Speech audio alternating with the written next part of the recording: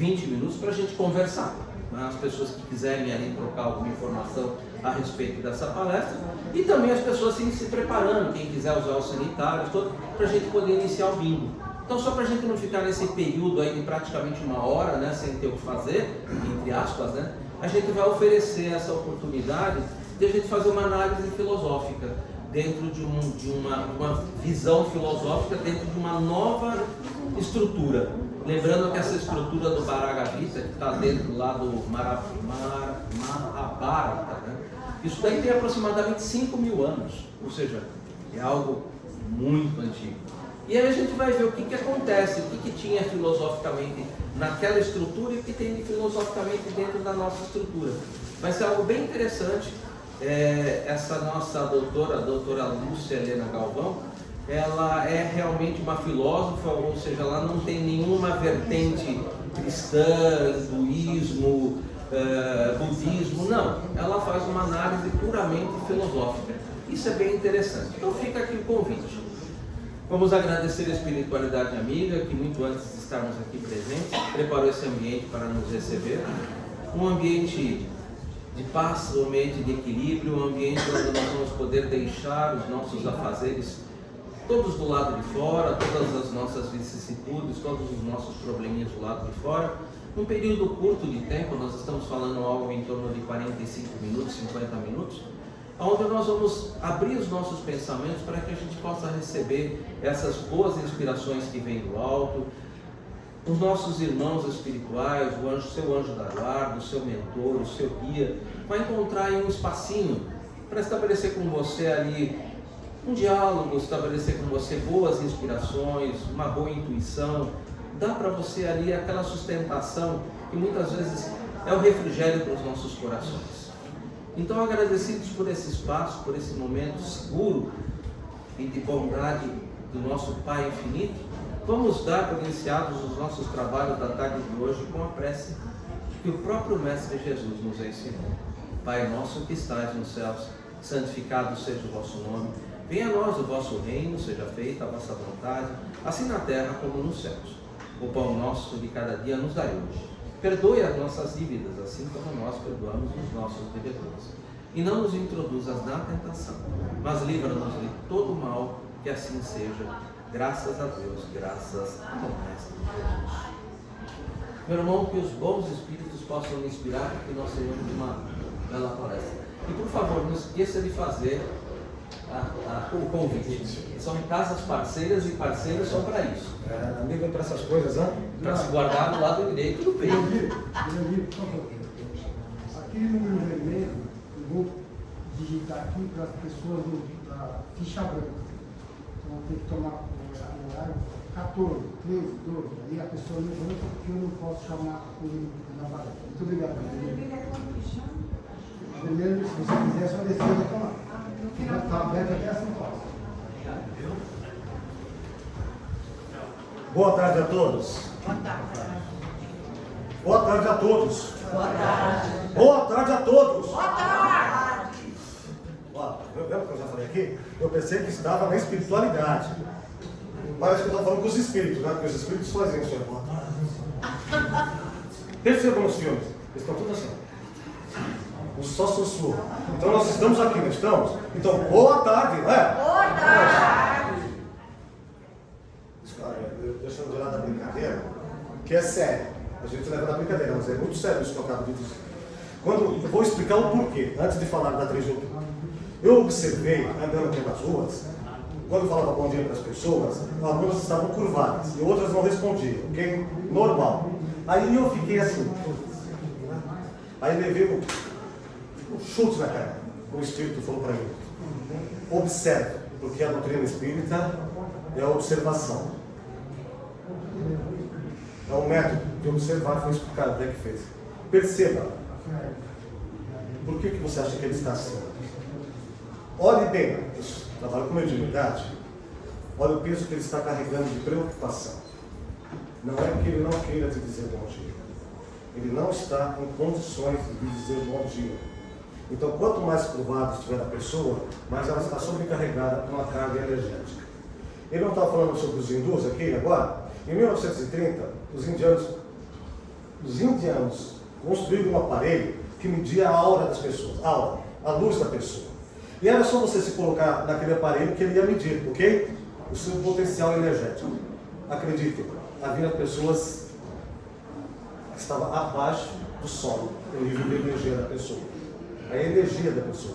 Nós somos energias em movimento. Então, quando você impulsiona e diz boa tarde, bom dia, qualquer coisa, emana, sabe, igual o Dragon Ball lá, o desenho lá com o Goku, Kami Kami Ha, você joga uma energia daqui para lá. Tem um amigo espírita, que é conhecido do Eduardo Pérez, que ele disse assim, Jura, hoje nós estamos vivendo o de fora para dentro. Nós não estamos vivendo o de dentro para fora. Então, quando você saudar alguém ou pensar em alguém, emana a sua boa energia. Dependendo da energia que você emanar, ela vai reinar o dia inteiro com você, até a hora de você dormir e vai continuar. Sabe por quê? Porque você quer. É você que quer. Deus é tão bom e justo que Ele deixa você fazer isso. Não cobra, não faz nada. É você. Só você. E mais ninguém. Não existe culpado nem inocente, porque Deus não julga. Em falar em julgamento, a nossa sociedade de estudos espíritas, como diz o Edu, ela é formadora mesmo. A finalidade dela era formar pessoas no conhecimento para trabalhar em outras casas. Aí um amigo jornalista que lá estava nos anos 70, 80, o José Galdino, ele falou, não, aqui também tem que trabalhar. Então nós temos trabalhos lá, mas não dá para todo mundo. Não dá para todo mundo trabalhar. E por mais incrível que pareça, há pessoas que lá chegam, eu digo assim, pessoas de nível intelectual, estudando, médicos, que às vezes vai trabalhar na assistência, na cozinha lá, porque se sente bem na cozinha. E a sociedade, no dia 3 de outubro, na próxima quinta-feira, vai estar completando 74 anos de existência terrena. E nós vamos ter umas palestras durante a semana, né, que se inicia amanhã, dia 29. Nós vamos ter um tenor conosco, que frequenta a casa desde a mocidade. Hoje ele está trabalhando até com o Faro, né? O Rodrigo Faro. Ele chama Alan Vilches. É um tenor. Ele vai estar conosco amanhã fazendo a abertura da semana 3 de outubro. E na segunda-feira nós vamos ter também um palestrante, amigo do Bolsando, do Tigre, Trigueiro, né? O André Trigueiro, que vai estar conosco, que é um grande amigo meu, chamado Jaime Ribeiro, que é da área da educação, que tanto palestra no Brasil como fora do Brasil, levando conhecimento. E nós vamos também ter o Adeilson, que é na parte didática, ele é uma excelência ao falar com as pessoas. Nós temos que compreender que a doutrina espírita, ela é simples, como a vida é. E ele vai estar conosco também. E na quinta-feira, para aqueles que gostam, é a cereja do bolo, né? O José Carlos de Luca vai estar mais uma vez conosco, às 8 horas da noite, palestrando. Está bem? São 74 anos de dedicação. E assim a gente E o Jurandir? Vai Eu? palestrar quando aí no aniversário? Não, eu sou mestre de cerimônia. Tiveram a loucura de colocar como mestre, lá vou eu, né? Porque a gente brinca e a gente precisa entender que a doutrina espírita ela é acolhimento. E eu vou mostrar a vocês que ela é acolhimento através do Cristo, desse tema.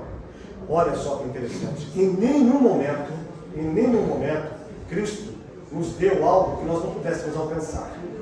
Em nenhum momento. No diálogo com Nicodemos, que na minha visão é o diálogo mais esclarecedor para mim, estou dizendo a minha pessoa, Cristo diz a Nicodemos só isso. Tu és mestre de Jerusalém, de Israel, que não sabes essas coisas que eu estou dizendo, que é preciso o homem renascer de novo? Porque Nicodemos falou, precisa entrar na barriga para renascer? Aí Cristo só diz isso. Se eu te falo de coisas terrenas e você não as conhece, imagine quando eu falar das celestiais. Nós estamos ainda vivendo as coisas terrenas. Por mais elevado que nós acreditamos ser, seria igual aquela personagem lá da Praça Nossa. Ai, coitado! Nós pensamos, como o Edu disse agora, que temos o conhecimento. Eu garanto a vocês que de uma próxima vez que eu fizer esse capítulo, eu já fiz várias vezes, a minha visão vai ser diferente da de hoje. Porque você vai filtrando. E todas as vezes que você recebe um convite, é uma oportunidade minha, não de quem ouve. Porque o ouvido que escuta tem que ser o meu. Vocês são chamados de ouvintes. Eu sou o que escuto, primeiramente. E no dia que você resolver escutar, aí vocês vão ver que a vida vai mudar. Foi isso que Cristo tentou dizer àqueles que estavam com ele. E olha como Cristo é bárbaro. Para mim, isso é bárbaro. Ele diz: eu vos escolhi dos 12, e entre vocês há um anjo caído, né? Um demônio, Daimon, né? Que é um anjo do passado. Veja, Cristo não escolheu só aqueles que, porventura, pudessem só posicionar algo que a gente chama de bom, de bem. Ele escolheu também alguém para nos dar exemplo. Judas Iscariotes é o maior exemplo. Ele é um exemplo. E a gente só sabe da narrativa construída através do cristianismo. Nós não temos embasamento naquilo que realmente Judas era. E um dia lá no Catarina eu escutei isso. Vocês conhecem aquilo que é a base da Igreja Católica? É o credo. O credo. Creio em Deus Pai, Todo-Poderoso, Criador do céu e da terra. Então, naquela parte em que diz assim: desceu a mansão dos mortos e ressuscitou ao terceiro dia. Aí alguém disse assim: desceu até Judas e disse: levanta-te e venha comigo, que tu não és meu inimigo. Foi isso que Cristo fez. Ele desceu até a mansão dos mortos. E vou dizer mais: pode parecer até utopia ou fantasia. Ninguém, absolutamente ninguém, tenha se elevado até uma certa posição celestial. E isso está narrativo no livro Método de Homens e de Almas, que diz que quando Cristo, vamos dizer assim, desencarnou, o corpo desencarnou, por toda a terra só se viu o breu, só a escuridão. Não pensem que foi só naquela área da Mesopotâmia, da África, que a escuridão reinou. Foi no planeta inteiro. No planeta inteiro. E Lucas narra o seguinte: viram-se espíritos de antepassados andando pelas ruas. Viram-se pais, avós andando, bisavós. Os espíritos não haviam se elevado de uma forma. Eles estavam numa dimensão transitória. Porque, como ele mesmo disse, só subiu aos céus quem desceu dos céus. Cristo diz isso. E só que a gente não tem um entendimento sobre essas coisas. Aí o que acontece? Hippolyte Léon Denis Arrival, como investigador que era, ele fala como cientista, ele apresenta tudo como ciência. Ele não veio trazer uma crença da forma que às vezes a gente quer, de religião, mas foi necessário que a religião aparecesse. E olha que interessante. Quando ele recebe a mensagem dos Espíritos, como nós vamos ver aqui, vem em 1860, 61, 62, 63, 64. Os Espíritos dizem a ele: guarda isso. Olha, que absurdo, a mensagem é de 61, mas o Evangelho só foi publicado em 64. E Hippolyte guardou tudo isso. Se adquire agora a aparência do passado, como druida de Allan Kardec, que lhe foi sugerido, e ele traz tudo para a gente, trazendo a voz dos Espíritos. E não vai pensar que foi só aqui, não foi lá, aqui, aqui, lá, que os Espíritos falaram, e ele fez um match. Ele falou assim: vamos ver se o que eles falam é verdade, porque é investigativo. Eu não posso dar ao mundo algo que não seja verdadeiro. Aí quando ele conclui: realmente isso aqui é verdade, há uma inteligência atrás de tudo isso, surge o Evangelho, que na verdade foi denominado com outro nome, certo, amigo? Como era o mesmo nome? Eu não lembro. Cópia do Evangelho, né? Uma coisa assim. Aí fala: não. Traz outra nomenclatura, o Evangelho segundo o Espiritismo. E para ter mais embasamento, o que aconteceu na verdade? O que ocorreu? Quando surge o livro dos Espíritos, o que acontece conosco? Nós somos curiosos ou não? Mas não foi só isso o problema de queimar os livros. Não foi só a curiosidade. Foi a seguinte condição: as mentes se abriram para uma nova consciência e começaram a migrar. Então elas estavam aqui acreditando nessa crença e de repente elas: opa, peraí, aquela pergunta que eu formulava, está aqui a resposta. Então vamos queimar tudo isso, que nós estamos perdendo fiéis. Veja que uma coisa vai muito além. Não foi só porque queimou o livro, porque não gostaram do livro, não tem nada a ver. Queimaram os livros porque ele atraiu multidão. Se ele não tivesse semelhança, não significasse nada, como quem não gosta de um ritmo, quem não gosta de funk não vai ouvir funk. Então, para você, Quem não gosta de rock não vai ouvir rock. Então, para você, mas com o livro dos Espíritos foi ao contrário. Ele aguçou aquilo que nós mais temos de bom. A curiosidade é uma beneficência para o homem, porque sem ela o homem não progride. Ele fica estagnado naquele mesmo ponto. E a maior demonstração é o Evangelho. Nós estamos falando de algo que foi dito àqueles que nem entendiam, estavam com Cristo e não entendiam. Emmanuel lamenta o momento que ele esteve com Cristo e não aproveitou, e outros também não aproveitaram. Aí a gente fala assim, nas crenças que a gente vive, que o Cristo vai voltar. Eu garanto que ele volta todos os dias e a gente não entende a mensagem. Porque ele disse, todas as vezes que eu ajudar alguém, estou ajudando a ele. Ou estou enganado. Toda vez que eu estou saciando a fome de alguém, estou ajudando a ele. Foi ele quem disse, não fui eu. E quando ele disse da fé que remove montanhas, a gente só pensou numa fé no que diz respeito à montanha. Nós pensamos na montanha. Ele deu exemplos físicos, porque nós somos materialistas. E aquele povo lá, que também éramos nós, vocês encarnados naquela época, qual era a nossa condição intelectual? Era mínima. A maioria eram analfabetos. E aqueles que tinham conhecimento, o que eles faziam? Como diz, é que eu trabalho com música, tá? Não liga não, que eu fico citando música. Como diz Dinho Ouro Preto, em uma de suas canções, o poder de dominar é tentador. Lembra quando Denzel Washington saiu com o filme O Livro de Eli? Eu acho bárbaro esse filme. Qual é a base que ele quer mostrar no filme? Essa dominação. E ela não ocorre por quê? Porque aquele que queria dominar não sabia braille. E a Bíblia que restou era em braille. Precisava de alguém que entendesse braille. Alguém que fosse cego. O pior é que todos nós somos cegos. Não acho que não? Pode ser? E se eu provar que somos? Pode. Tudo bem? Então eu vou provar que somos. Bem, e isso tem a ver com Deus, tá? Você conversa com ele. Qual é o seu nome? Ricardo. Nossa, cara, o que mais tem na minha família? Eu tenho um. Tem? Na minha família tem uns 50, que meu avô se chama Ricardo, só que Jurandir não pergunta por quê. Filho, neto. Tudo. Meu pai queria colocar dupla sertaneja, Jurandir e Juraci, já pensou? Eu gosto Você não? Eu gosto de rock and roll. Eu gosto de baile de rock and roll. Então, ou tocava piano ou tocava guitarra. Então eu falei, não, viola não tinha jeito. Então, Ricardo, vamos lá. Olha como é que é engraçado. Lá fora, está tudo escuro, tá agora? Está sem sol, né? Sem o sol, ninguém enxerga.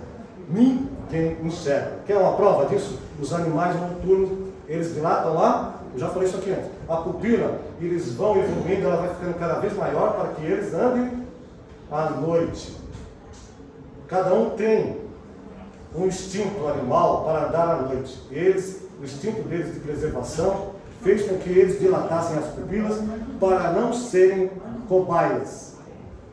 Porque aqueles que vivem, os predadores, acabam com quem não enxerga, concorda?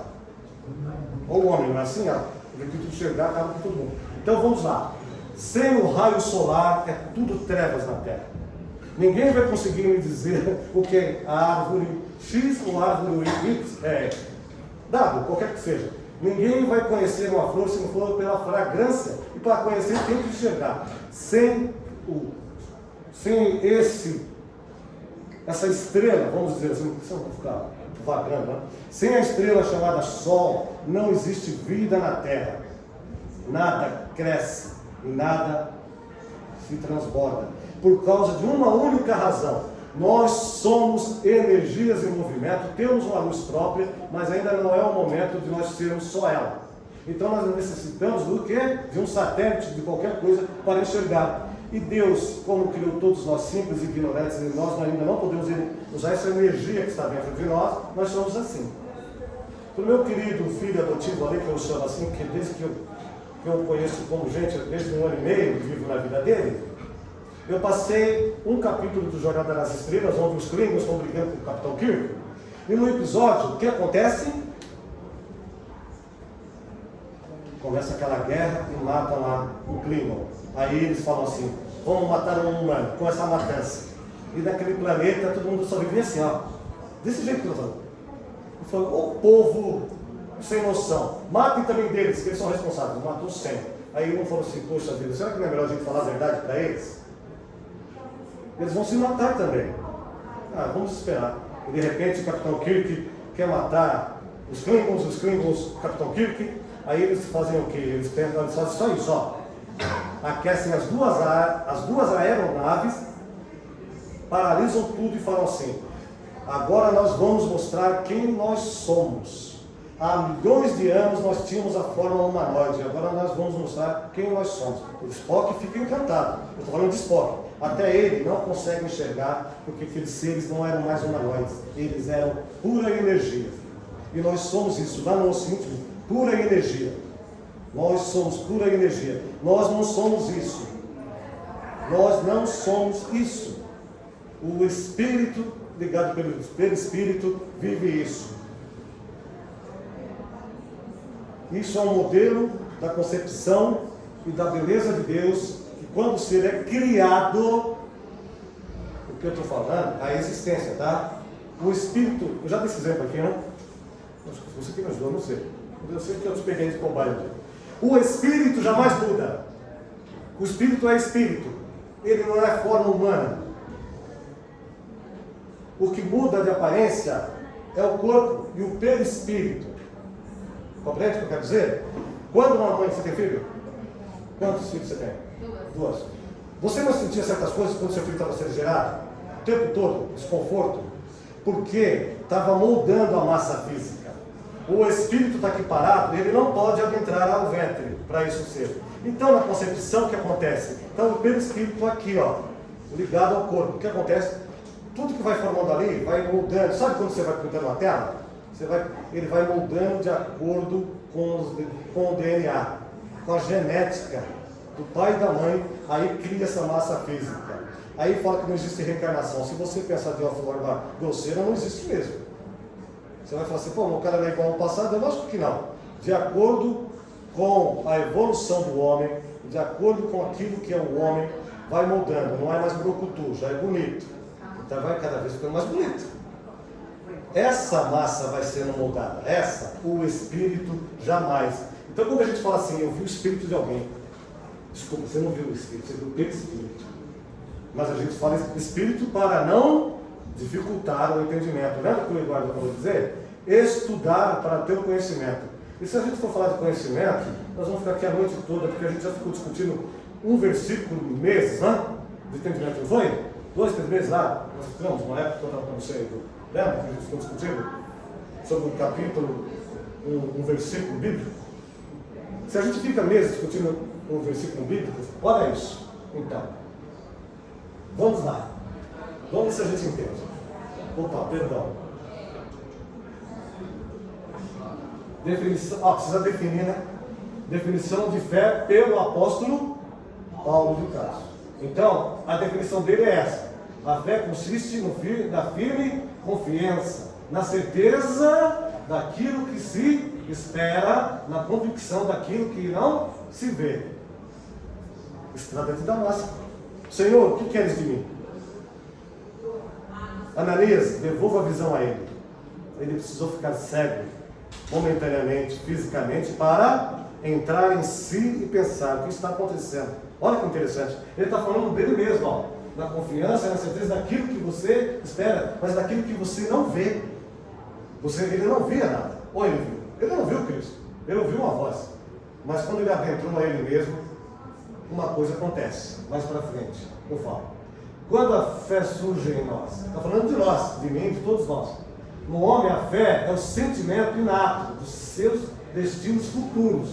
É a consciência que ele tem das faculdades imensas depositadas em germe no seu íntimo. Ah, então ele está comigo? Sim. A princípio, em estado latente, que ele cumpre fazer que desabrochem e cresçam pela ação da sua vontade. E como é que é essa vontade? Como é que vai despertar isso? Eu apanhando. É apanhando mesmo, reencarnando. Porque eu preciso aprender. Só que o apanhar é diferente, não dói assim. Não é bater.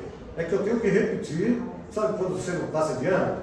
Na nossa época, assim, na segunda época, Repetiu? Agora é diferente. Então você vai repetir aquele ano? Não. Você vai entrar a um novo ano de forma espiritual, o que é diferente de forma material. Você vai reencarnar, mas para você reencarnar, você precisa primeiro voltar e aqui retornar. Então, olha a grandeza do ensinamento.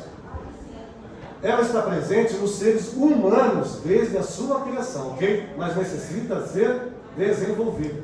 Nós fomos criados simples e ignorantes. No princípio apenas acreditamos, depois compreendemos e finalmente vivenciamos. Quando é que eu vou vivenciar? Quando eu colocar em prática aquilo que eu acredito.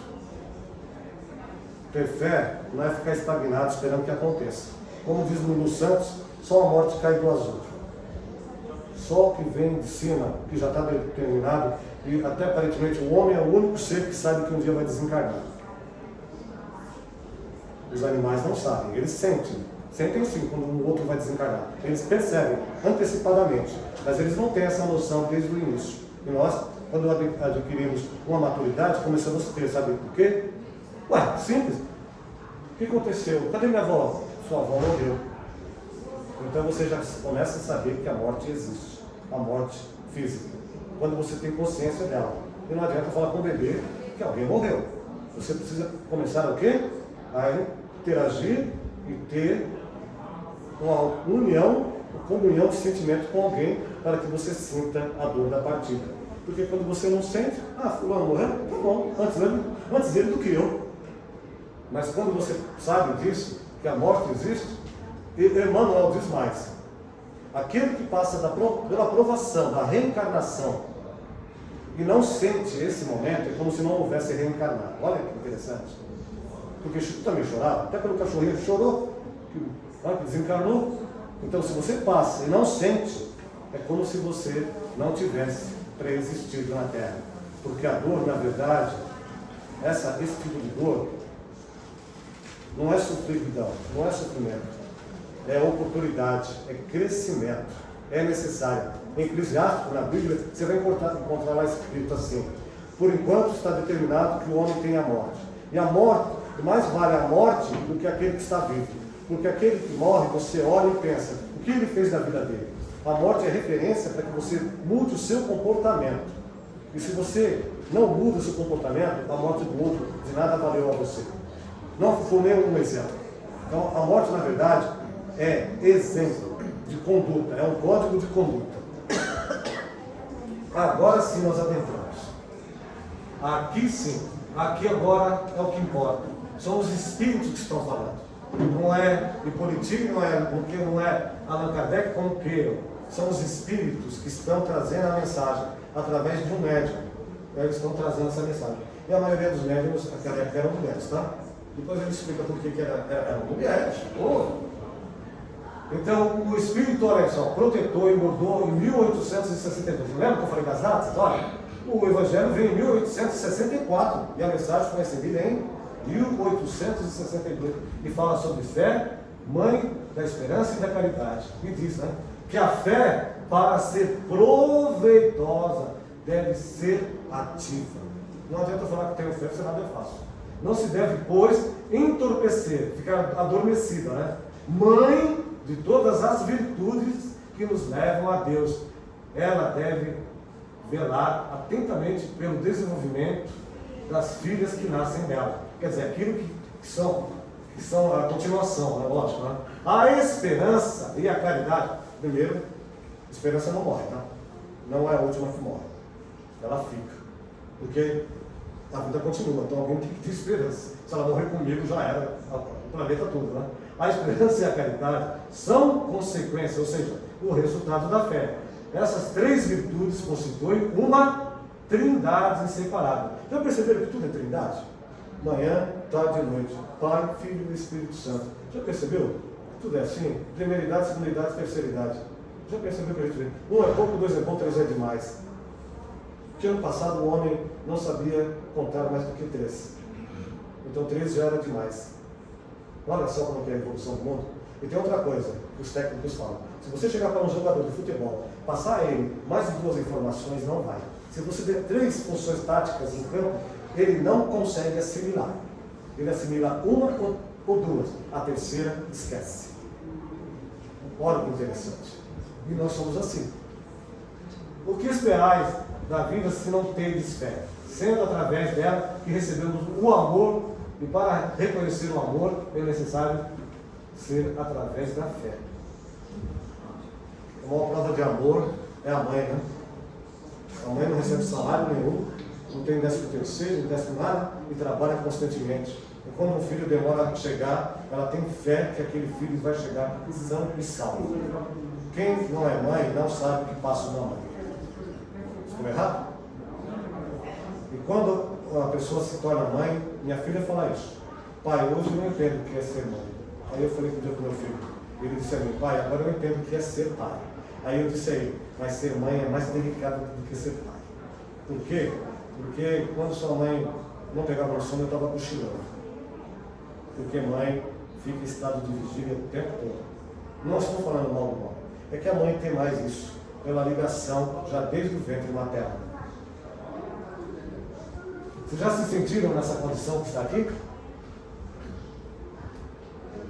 Sem chão?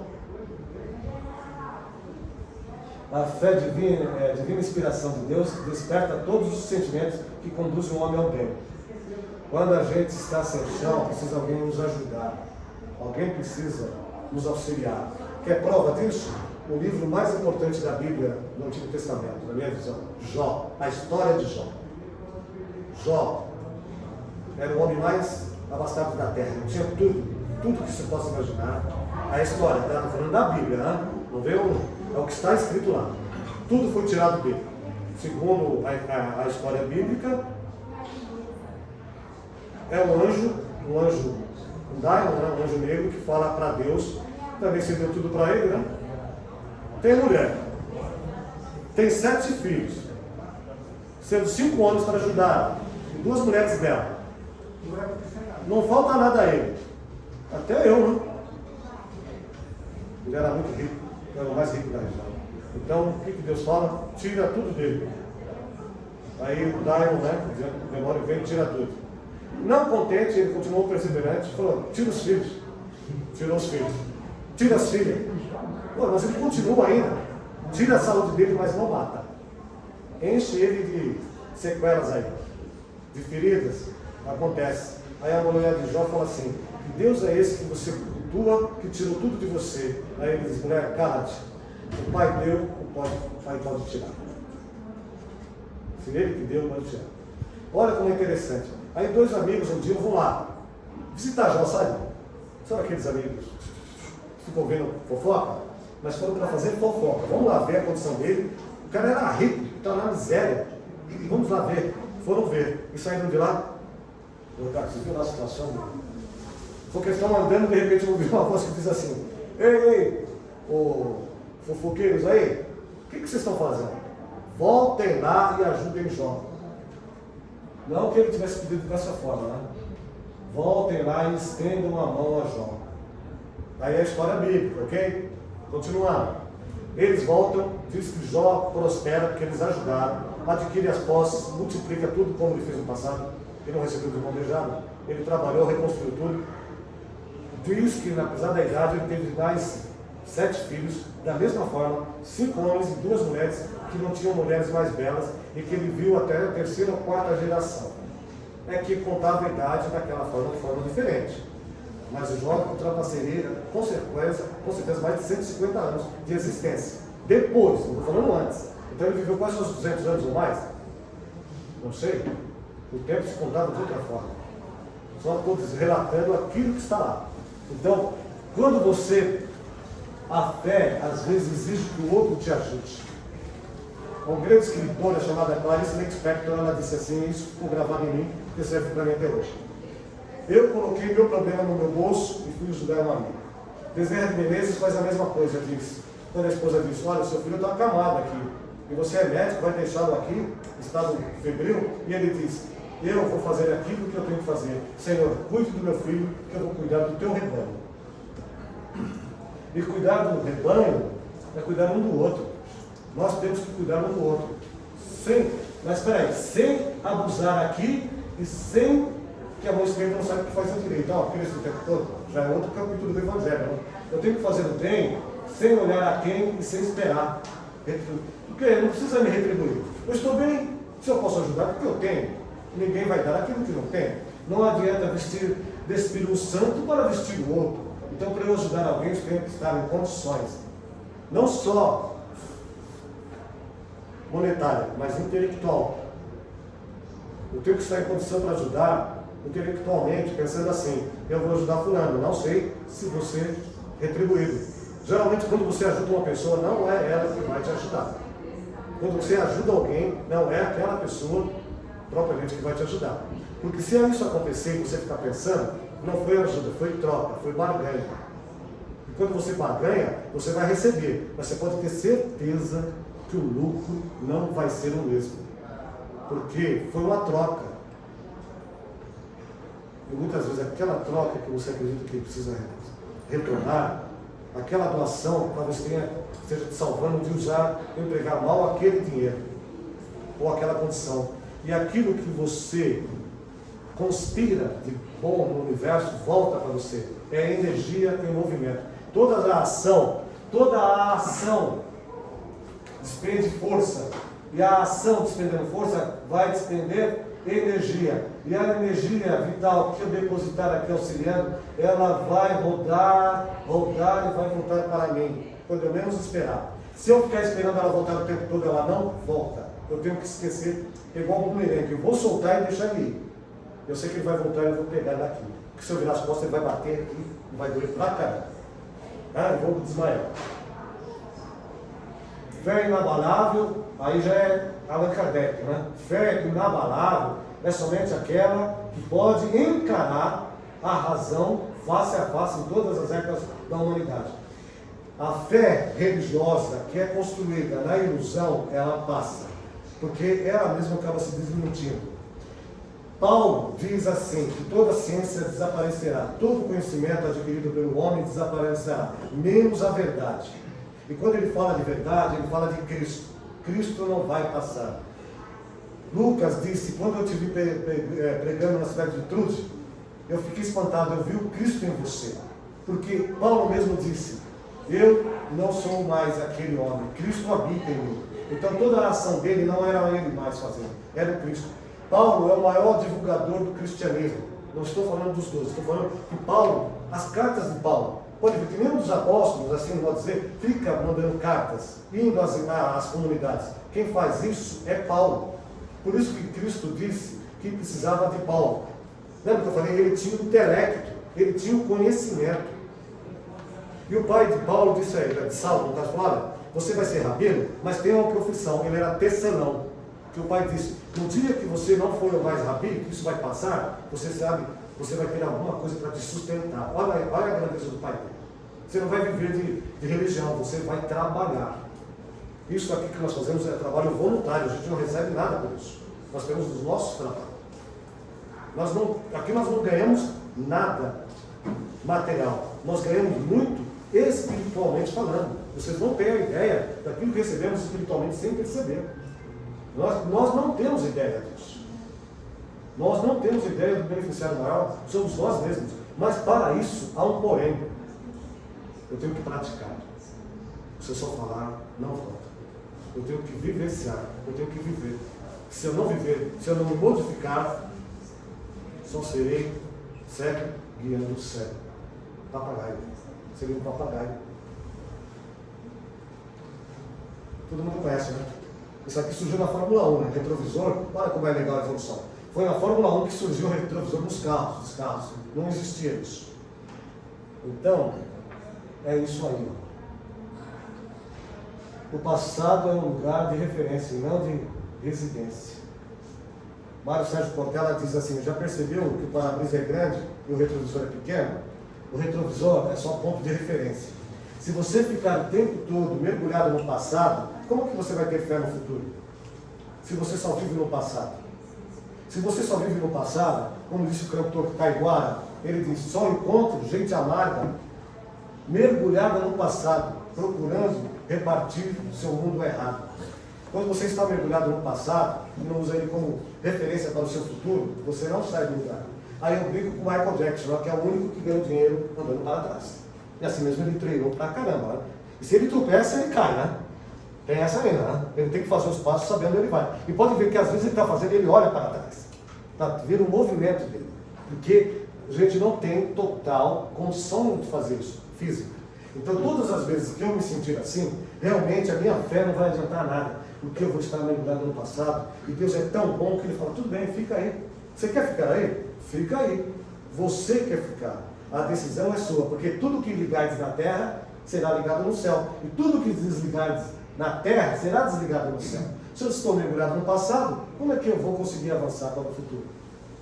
Eu fico estagnado, eu não saio. E isso não tem nada a ver com religião. Isso é uma coisa do ser humano. Isso não tem nada a ver com religião, e sim com aquilo que se chama evolução. Aí, aquilo que o Edu falou agora, sobre fé divina e fé humana. Mas, existe isso? Fé divina e fé humana? Qual a diferença? Fé. Aí, tá aí, ó, explicando. A fé é humana ou divina, segundo, olha que legal, sempre gosto de reforçar, segundo a aplicação que o homem der às suas faculdades em relação às necessidades terrenas ou às suas aspirações celestes ou futuras. Tudo vai estar de acordo com aquilo que eu quero fazer, com aquilo que eu vou adquirir pelo meu conhecimento. O intelecto é o caminho, mas quem só pode guiar é o coração. Mas quando se fala coração, quer dizer sentimento. O que eu vou fazer com aquele conhecimento? Para que ele vai me servir? Para que serve o conhecimento? Hoje a maior escravidão não é mais ficar na senzala, não. Ela é psicológica. Hoje nós recebemos mais informações em um dia do que uma pessoa recebeu durante a vida inteira no século XVIII. Uma pessoa que viveu no século XVIII, ela não recebeu. E se ela hoje chegasse, ela falaria, não, eu vou enlouquecer. Porque é muita informação, porque é globalizado. Então uma pessoa que viveu 100 anos no século XVIII, hoje seria um dia de informação para nós, os 100 anos dela. Então nós temos que tomar cuidado com isso que ele está dizendo aqui, vamos lá.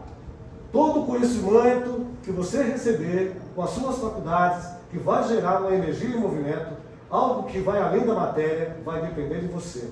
Como que você vai usar? Você vai usar para viver na Terra ou você vai usar para seu benefício acima da Terra? Como que você vai fazer com isso? Porque ele está envolvendo isso aqui, magnetismo. E vamos entender o que é magnetismo. É uma das maiores, olha só, uma das maiores provas do poder da fé. Posso pensar, Júlio, mas o que é isso? É pela fé que ele, lembra o que o Eduardo falou? Cura. É o que acontece nessa casa. E produz os fenômenos singulares, qualificados outrora de milagres. Nossa, que coisa incrível, isso é um milagre que está acontecendo. Desenvolvimento das faculdades humanas. Isso tem a ver com conhecimento. Você saber o que está fazendo. A gente não fala assim, olha, você não sabe o que está fazendo, você está louco. Você não sabe o que você está fazendo. E aqui vai englobar justamente isso. Esse conhecimento de magnetismo é algo que todos nós temos, mas precisa ser desenvolvido. Por quê? Olha aqui, aqui a gente vai num passe, vai? Na igreja foi tomar um passe mediúnico. Vocês já sentiram alguma coisa diferente no passe mediúnico? Já sentiram alguma coisa? Aqui, na perial? Já tiveram alguma sensação? Então vamos explicar melhor. Então tem uma diferença, ok? A diferença está aqui, aqui e aqui, certo? Então vai lá. Aqui, humanoide, magnetismo humano, ou magnetismo propriamente dito, ou magnetismo, como a gente fala, animal, cuja ação produzida pelos fluidos do encarnado magnetizador depende da força e principalmente da qualidade dos fluidos transmitidos. Como é que é isso? Assim. Eu estou preparado. Qual é o seu nome? Desculpa. Alessio. Alessio, toda vez eu pergunto, né, quando vem aqui. O Alessio não está aqui, está em alguma outra casa. Eu sou magnetizador. Sou um terapeuta. Uso técnicas, reiki, qualquer coisa. O reiki usa muito isso. É o magnetismo humanoide. Animal. Quando diz animal, o ser encarnado é um animal. As suas faculdades já são elevadas porque ele já adquiriu um conhecimento. E através, lembra que eu falei da energia corporal, sem ajuda espiritual, ele consegue fazer isso. Só que tem uma ressalva. Ele não consegue fazer isso por muitos anos não. Porque você está despendendo uma energia sua em benefício do outro. E se você não tiver um código de conduta moral, não vai conseguir restabelecer a sua energia. Você não vai conseguir captar através da natureza ou da espiritualidade, quando queira, a energia. Porque a energia humanoide, ela nos é fornecida pelas plantas, pelos vegetais, pelos minerais, por tudo. Pela água que você toma, que se ela estiver alterada, te mata. Então tudo que tem na natureza tem no nosso corpo. Nosso corpo tem sucos gástricos que são semelhantes a vou falar de forma grosseira, a energia nuclear. Tudo que tem na natureza tem em nós, por duas razões. Nós nos alimentamos do quê? Do meio. E como que nós nos alimentamos? Matando. Então como que eu não vou morrer se eu me alimento da morte? Eu não me alimento da morte. Ainda não me alimento da energia vinda do espaço. Há seres que já conseguem, né? São poucos.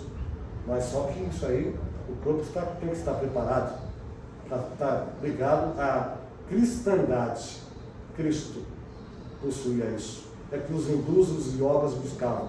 Justamente eles buscam a cristandade, ligar o plano físico ao espiritual. Cristo não tinha mentor, não tinha guardião, não tinha anjo da guarda, não tinha nada. Só Deus. Cristo é isso. Aí perguntaram para mim, Cristo ressuscitou? Então eu falo assim, olha, eu vou mostrar um vídeo a você, que Cristo falou para nós e a gente não presta atenção. Ele disse, eu dou a minha vida para tomá-la de novo. Ninguém a tira de mim. Eu vos la dou e vou a tomar de volta pela dureza dos corações de vocês. Esse poder, esse mandamento, eu recebi do meu Pai que está nos céus. Em nenhum momento ele disse assim, eu sou o bom, eu ressuscito. Em nenhum momento ele disse isso. Pode ver, toda vez que Cristo ressuscita alguém, porque ressuscitou, sim. Ele diz assim, Pai, obrigado por me dar essa oportunidade de fazer isso. Por isso que ele é Cristo, cristandade, elevação. E todos buscam elevação. Qualquer um pode ser Jesus. Cristo não. Qualquer homem pode chamar Jesus. Agora o Cristo é impossível. Continuamos. Agora aqui já vamos entrar na Câmara de Paz, né? Magnetismo espiritual, produzido pelos desencarnados, ou seja, pelos espíritos, cuja atuação se faz diretamente, e ela não precisa daqui, tá? Do homem, e sem intermediário sobre a pessoa enferma, e suas qualidades, e sua qualidade está ligada às qualidades do espírito que a exerce. Na federação, o passe, no passado, a Câmara de Passe não tem ninguém. Quando você entrava e ficava sozinho, lá sentava, ok? Não tinha passista, como a gente fala, né? Porque era só a energia vindo direto, você tinha que se concentrar, só que muita gente não consegue. Então precisa do quê?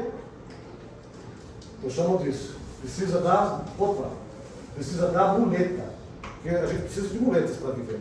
Todos nós temos as muletas para sobreviver. E o passista, o que ele é?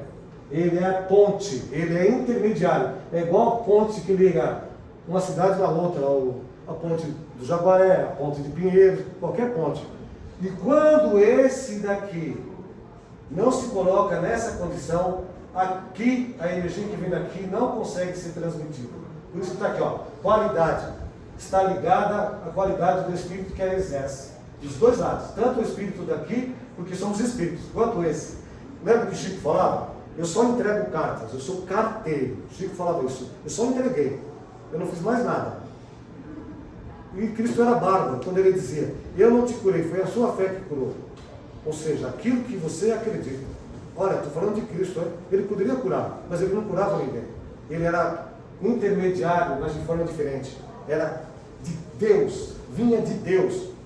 Tanto que Nicodemos fala isso, Rabi, sabemos que é mestre vindo de Deus, porque nenhum homem pode fazer o que fazes. Nenhum homem foi capaz de fazer o que tu fazes. E por que isso? porque Nicodemos tentou limpar o corpo de Madalena, né, dos espíritos lá que estavam infestando, e ele não conseguiu.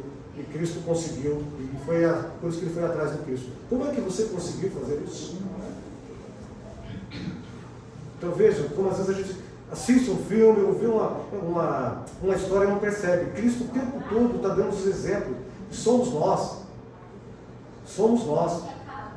Quer um exemplo maior? Quando a mulher na via se coloca, a mulher que sofria fluxo hemorrágico há mais de 8, 10 anos, e ela fala, vou ficar aqui porque ele vai ter que passar aqui. Porque não vai ter jeito, é muita gente dos dois lados. E ela toca nas vestes, e Cristo diz, alguém me tocou. Aí Tiago diz assim, ô mano, toca aí, se toca, todo mundo se toca, você vê os jovens falando. Cristo diz, alguém me tocou. Aí Tiago diz, mestre, para, né? Porque eles não eram fáceis, né? Eles eram brutais também. Eles eram grosseiros ao falar com os discípulos. Como alguém te tocou? Ô Cristo, todo mundo te toca. Cristo não responde. Ele só vai atrás da energia de onde ela se emancipa. Porque aquela energia ele sabia onde estava. Porque ele sentiu de onde estava vindo. E ficou uma ligação que a gente não pode ver da energia daquela pessoa ligada a ele o tempo todo. Então o que ele foi fazer? Como se tivesse puxado uma cordinha. Criou um laço fluídico que ninguém pode ver. Só o Cristo viu. E ele chegou até ela e ela fala o que ela passou, o que ela viveu. Estava vivendo. Eu sabia, se eu tocasse em ti, em qualquer lugar eu ia ser curado. Então ele falou assim, foi a sua fé que te curou. Porque é apenas um tecido isso aqui. Nada mais que isso. Você acreditou que isso pudesse te curar. Cura. Porque não está lá, cura. Não tenho vida aqui, mas se eu acreditar que através daqui vai vir para cá, vai mesmo, sabe por quê? Porque tudo está ligado à terra, e eu estou ligado à terra. A energia emancipa e vem da terra para mim, e ela vai tocar em mim. Porque somos um só ser. E foi isso que aconteceu com aquela mulher. Ela acreditou naquilo que ela não poderia ver, mas ela sentia que aconteceria. Então depende de quem? De todos nós. O que eu falei aqui pode ser balela, mas tenha certeza de uma coisa só. Depende de cada um de nós. Não sou eu que vou fazer nada. É a nossa trajetória. E cada um de nós carrega uma bagagem aqui atrás. Né? A gente põe sempre a mochila para trás. Né? Se for para frente, a gente cai. Há um dito que diz que todos nós somos semelhantes à lua. A lua. Temos um lado frio e escuro que não queremos que ninguém veja. Esse lado está aqui atrás. Né? É aquilo que carregamos. Nós carregamos. E se nós carregarmos isso for um peso para nós, que é o nosso passado, nós temos que dar um jeito de acabar com ele. E só vão ser as nossas atitudes que vão acabar com isso. Só através dela nós vamos conseguir. É apenas uma animação para a gente entender alguma coisa sobre fé.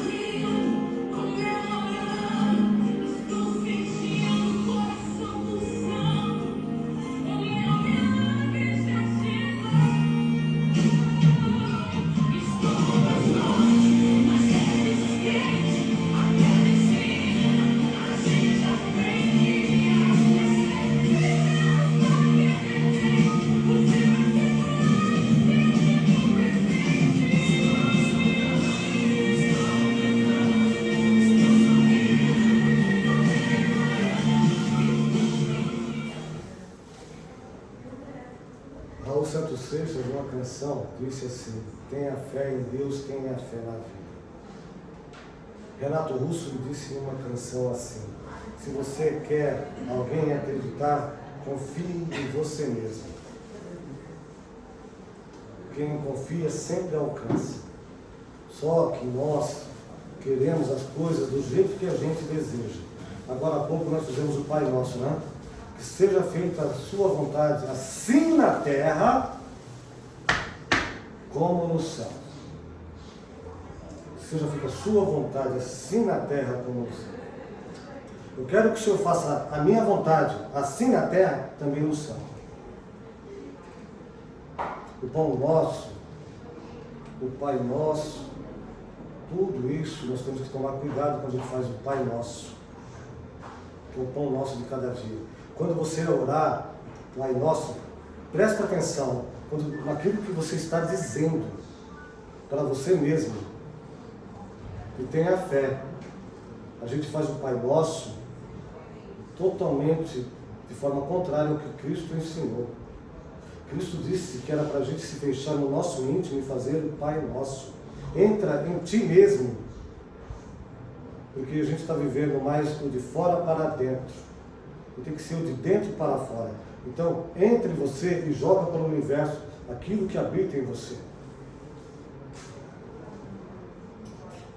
Seja forte, levante, comece a andar nas suas atitudes, naquilo que você deseja a você. Não tem nada que nós não possamos alcançar. E Jesus é pura alegria. O Evangelho do Cristo é pura alegria. Se você estudar a fundo o Evangelho, aquilo que disse o Cristo, você não erra o caminho. Porque pecar é errar. A palavra pecar quer dizer errar o alvo. Você não erra mais o alvo. Mas para isso, vai ser necessário que você faça uma coisa que eu vou lhe dizer. Vai mudar a sua vida, como mudou a nossa. Quando você adentrar essa porta, muitas pessoas vão se distanciar de você, por aquilo que você vai começar a acreditar que vale para você. Amigos vão se afastar de você, quando você, como Paulo aconteceu, quando você entrar nesse caminho daquilo que você acredita. Quando você quiser viver o Cristo, não vai ser fácil. Como um filme todo poderoso com Morgan Freeman, quando está construindo a arca, que ela pergunta, como é que eu lido com isso? E Morgan Freeman, no papel de Deus, diz, né, é uma oportunidade. Se você acredita que a sua família vai te dar amor, a tua família não vai te dar amor. Ela vai te dar a oportunidade de você exercitar o amor. Porque as confusões vão estar dentro de sua casa, em todos os lugares. Um dia eu caí na besteira, eu moro aqui na Leopoldina, próximo da igreja, da capela Nossa Senhora de Fátima. Eu me coloquei na frente da imagem de São Francisco. Como eu trabalho com mediunidade, então eu vi sair um fluido daquilo que é Francisco, pura energia verde, natureza. E eu caí na besteira de só de fazer uma coisa, estou dando um relato meu para ver como que a gente vive também. Eu disse que eu queria viver um pouco a oração de São Francisco. Do exato momento que eu entrei em casa, a minha esposa falou algo que já não me agradou. Ela foi sugestionada a falar algo porque eu disse que eu queria viver e ela foi instrumento da paz. E eu posso garantir a vocês que desde esse dia minha vida não foi mais a mesma. E eu disse assim a Deus, meu Deus, o que eu pedi? Tomem cuidado com aquilo que vocês pedem a Deus, porque Ele vai dar sim. Não da forma como você entende, Ele vai te dar de outra forma. E se você pedir compreensão ao mundo, o mundo não vai te dar compreensão. Ele vai te dar a oportunidade de você exercitar a compreensão. Se você vai querer alguém justo na sua vida, você não vai ter, porque os 12 não eram justos e eles sabiam disso. Eles sabiam que não eram justos. Eles falavam isso, que na via pública, quando alguém entrava em confronto por aquilo que eles acreditavam, eles até espumavam de tanta raiva e desferiam golpes nos outros, colocando no lugar deles, e era contrário ao que o Cristo ensinava. Eles não davam a outra face, ao contrário, eles bofeteavam também com palavras. Vamos dar um exemplo? Quando Pedro, que Cristo está sendo preso, o que ele faz? Corta a orelha, não é? Daquele que estava junto com os senhores do templo. E Cristo fala que não faça isso. Que quem fere com a espada vai ser ferido com a espada. Se alguém te feriu, vou fazer igual para o o problema não é seu, é dela. Para mim, você é problema seu. Se alguém não gosta de você, o problema é dela, não é seu. mas só que a gente faz ao contrário. 99 gostam de nós, uma não gosta, a gente só dá o valor àquela que não gosta. Aquela pessoa não gosta de mim, ela é tão importante, ela não gosta de mim. Se ela não gosta de você, gostar, eu gosto da cadeira, eu gosto da flor, é gostar. Amar é diferente. O amor que Cristo traz como fé exige de nós, que adentramos as fileiras espíritas, doar o nosso tempo e a nossa fadiga. Não vou contar a história dele aqui para vocês, nem a minha, mas não pensem que a gente vive uma vida de calmaria. Não, a gente vive onde precisa existir. O maior conflito que existe na humanidade, esse é um livro de uma escritora que até esqueci o nome agora, uma amiga adventista que era espírita e se tornou adventista. Hoje ela vive, ela é missionária, ela viajava o Brasil inteiro pela igreja adventista. E ela falava para mim no passado, quando a gente era jovem, Júlia, você seria um ótimo gênero para minha mãe. Você é espírita, católico, depois virou espírita. O livro é intitulado Grande Conflito e ele trata só de uma coisa, da reforma da igreja. Lutero, fala sobre o Lutero, o que Lutero viveu na reforma da igreja. O maior conflito da terra é da crença. As pessoas brigam pela crença que elas acreditam viver e a gente não vive a crença que divulga. E para encerrar, Gandhi disse algo que me marcou muito. Perguntaram para Gandhi se ele acreditava em Cristo. Já ouviram isso sobre Gandhi? Aí ele disse assim: quem segue Maomé é maometano, não é? Quem segue o Buda? Buda é budista. E quem segue o Cristo? O que é?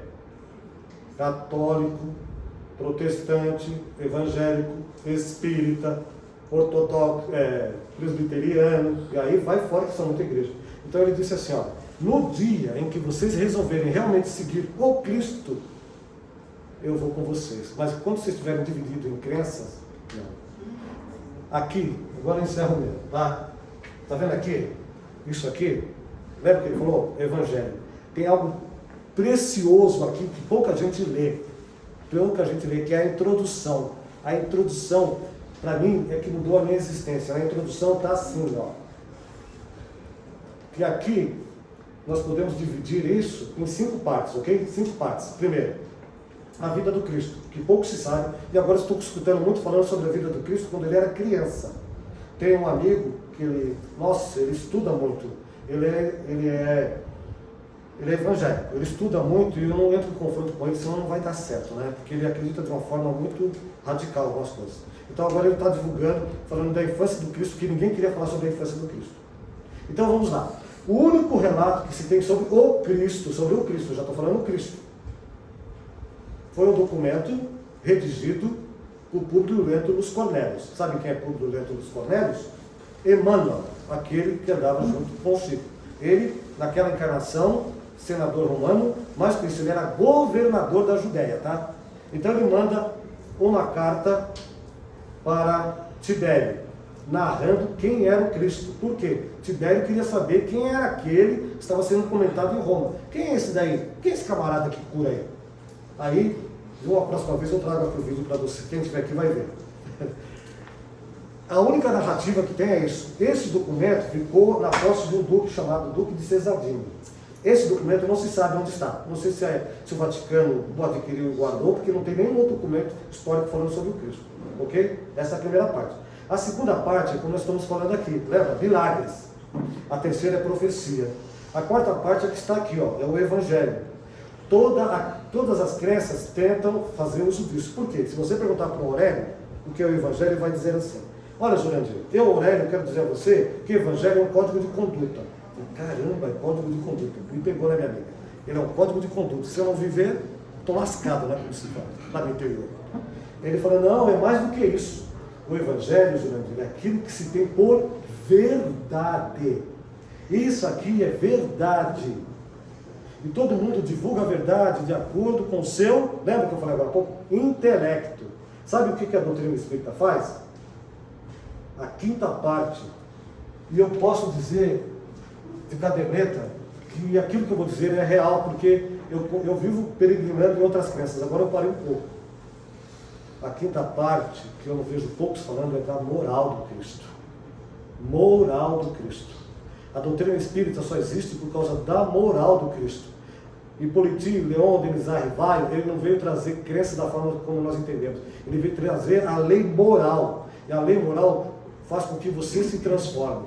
Hoje, eu tenho certeza que o Edu não é o mesmo homem do passado, como eu também não sou. Um dia um amigo na 3 de outubro falou, você não é mesmo aquela pessoa do passado. Só que ele estava falando de outra coisa, eu nem sei o porquê. Eu disse para ele, não, porque exigiu que eu mudasse. Porque se eu não mudar, serei apenas cego guiando o cego. Lembrem sempre disso. Aquele que fala é exemplo. Divaldo, já está lá no filme dele, né? Subiu ao púlpito, não só foi ele não, tá? Não conseguiu falar nada, porque ele não estudou um capítulo do Evangelho, os Espíritos disseram a ele. Mas tem um outro amigo, lá da Bahia, que ele foi comprar tinta, sabe tinta? Tinta. Aí o Espírito falou para ele assim, ó, vai naquele lugar lá comprar sua tinta. Ele falou assim, quero tinta, tal. Moça, essa tinta não tem mais no mercado. Esse tipo de tinta é muito antigo. Aí ele falou, olha, está na prateleira tal, na seção tal. O cara olhou para ele, que é isso? Aí o camarada foi lá e trouxe as 2 tonalidades de tinta para ele. Ok? Ele pintou com aquela tinta. O quadro fez um sucesso astronômico. Passado um tempo, ele usou a tinta. Eu vou pintar. O Espírito falou, então pinta aí. Sem ser intuído por nós. Não saiu uma pincelada. Se todas as vezes que eu vier falar, eu não estudar, eu não usar um pouco meu intelecto ainda infantil do conhecimento, eles não vão estar comigo. Porque eu não me preparei. É como um jogador que não treina e vai jogar. Aquela coisa, treinar para quê? Já sei o que fazer. O Mário falou isso nos anos 90. Hoje jamais ele conseguiria jogar se ele pensasse assim. Porque tudo evolui e exige de nós alguma coisa. A crença evolui? Não. O homem evolui para entender a crença. O que Cristo disse. É a mesma coisa. Só por conhecimento que eu começo a adquirir, como diz Einstein. Einstein disse isso. Que a mente que se abre uma ideia jamais volta ao seu tamanho original. E quando criança, já ouviram o relato que ele diz? Quando dos 9, 11 anos, que o professor fala sobre isso, e ele estava estudando, já ouviram ele sobre esse relato sobre Einstein? Aí ele diz que ele está lá sentado, e falando, olha aí, Deus não existe, olha a maldade, aí ele levanta, ele fala assim, professor, a noite existe? O professor, a noite existe. Não existe a noite, professor. Existe a falta de luz, ninguém estuda a escuridão, só a energia. Nós estudamos a parte da energia, professor. Aí para encerrar ele diz, professor, o mal existe. É lógico, olha a pessoa matando. Não, professor, o mal não existe. Existe a ausência de Deus naqueles que fazem esse ato. Quando Paulo recebeu Cristo, ele parou de perseguir os cristãos e passou a ser perseguido. Porque Deus estava habitando nele. O espírita não deve julgar nem a si mesmo, nem outra crença. Ele tem que ter fé em si, fé no futuro e continuar caminhando, sabendo que aquilo que ele produz não é dele. Nada do que eu faço espiritualmente eu sei que é meu, nem as comunicações. E no dia que eu resolver pensar ao contrário, eu vou naufragar.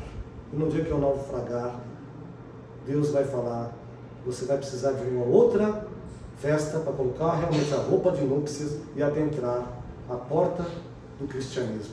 Senão você vai continuar sendo cego, guiando cego. Tenha fé em si mesmo. Pense nisso. Se você tem alguém confiar, não deposite a sua confiança no outro, não. Confie em você mesmo. Porque o outro, como eu e você, só está procurando ser melhor. E cada um de nós somos oportunidades do outro ser melhor. A gente só aprende um com os outros. É uma escola onde você dá e você recebe. Como diria Geraldo Vandré, aprendendo e ensinando uma nova lição. Vem, vamos embora, que esperar não é saber. Quem sabe faz na hora, não espera acontecer. Felicidade a todos.